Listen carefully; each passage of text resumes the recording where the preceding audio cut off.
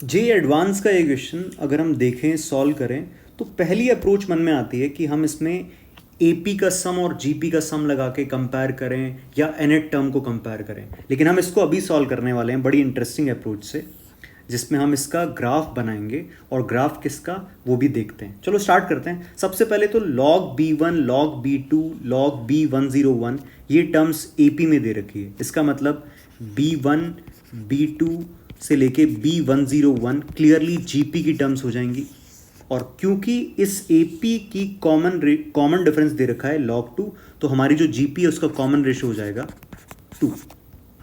तो मैं बहुत आराम से इसकी एनएट टर्म बी एन क्या लिख सकता हूँ, b1 इंटू 2 n-1। ये तो हमारी पहली सीरीज है।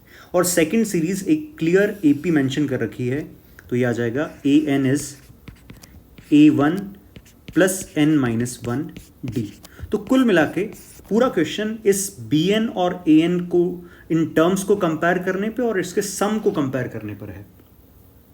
तो अब अगर हम ध्यान से देखें, एक और इन्होंने बात दे रखी है कि a1 b1 के इक्वल है और a51 b51 के इक्वल है। तो एक अप्रोच जो कि मैंने पहले भी बोला कि इसमें सम निकाला जा सकता है, नेट टर्म को कंपेयर किया जा सकता है, लेकिन हम इसमें थोड़ा सा डिफरेंट अप्रोच देख रहे हैं जहां पे हम bn और an का ग्राफ प्लॉट करेंगे। तो सबसे पहले मैं डिस्कस कर रहा हूं bn को। तो bn अगर देखें तो bn और n में अगर ग्राफ प्लॉट करें तो bn एक एक्सपोनेंशियल टर्म है, एक्सपोनेंशियल एक्सप्रेशन है n के अंदर, और क्योंकि ये 2n-1 है, तो अगर मैं एक रफ ग्राफ तुम्हारे लिए bn का बनाऊं किसके रिस्पेक्ट में, n के रिस्पेक्ट में, तो n1 पर वैल्यू कितनी आएगी b1, तो कुछ इस तरह का ग्राफ दिखेगा। यहाँ पे वैल्यू रखी मैंने 1, और ये जो वैल्यू आएगी मतलब bn में n को 1 रखने पर वैल्यू किसके इक्वल आ रही है, bn के इक्वल आ रही है, तो यहाँ पे आ जाएगा b1। और जब n को क्या रख दूंगा मैं, 101 रख दूंगा, तो ये मिल जाएगा मुझे b101। तो ये क्लियर एक सुंदर सा bn का एक्सपोनेंशियल ग्राफ है। अब बात करते हैं an की। तो मैं an का ग्राफ बना रहा हूँ with respect to n same scale पर, और मैं इसको रेड पेन से बना रहा हूँ ताकि क्लियर डिफरेंस पता चले। अच्छा ध्यान से देखें, an जो है n में एक लीनियर एक्सप्रेशन है, और जब मैं n की वैल्यू 1 रखता हूँ तो मुझे an मिलेगा a1। n की वैल्यू अगर 1 है तो an ऑब्वियसली a1 आएगा, और क्वेश्चन के अकॉर्डिंग a1 और b1 इक्वल दे रखा है। क्वेश्चन में a1 और b1 इक्वल भी दे रखा है, तो स्टार्ट हमारा जो ग्राफ है वो यहीं से होगा, क्योंकि a1 और b1 क्या है, इक्वल है।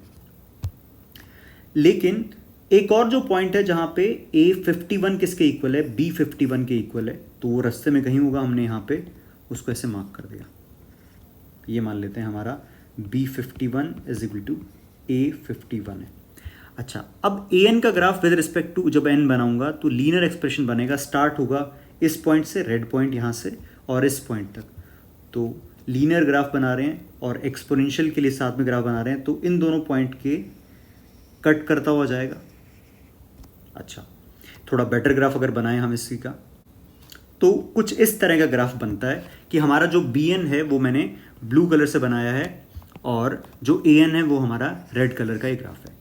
अच्छा, अब अगर हम ध्यान से देखें तो सारी की सारी जो b1 b2 b3 b4 ये b51 तक की जो टर्म्स हैं, वो सारी terms clearly a1 a2 a3 a4 up to a51 से नीचे है। तो क्लियरली हम ये कह सकते हैं कि a1 plus a2 plus a3 up to a51 जो होगा ग्रेटर होगा b1 plus b2 up to b51। तो सबसे पहली बात समझ में आई, ये जो सम दे रखा है अकॉर्डिंग टू क्वेश्चन, ये क्या है, s, ये ग्रेटर होगा t से, क्योंकि जो दूसरा सम है b1 b2 b3 b51 ये कितना दे रखा है, t।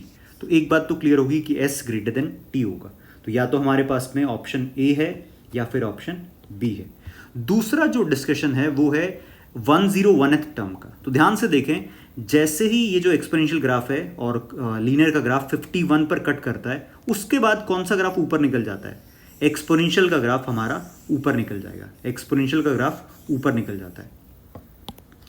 तो अगर हम 101 पर देखें तो 101 पर b101, ये जो पॉइंट है इसका y कोऑर्डिनेट है b101, और इस पॉइंट का कोऑर्डिनेट हो जाएगा a101। तो clearly b101 greater than A101 होगा, क्योंकि ये पॉइंट ऊपर रहेगा।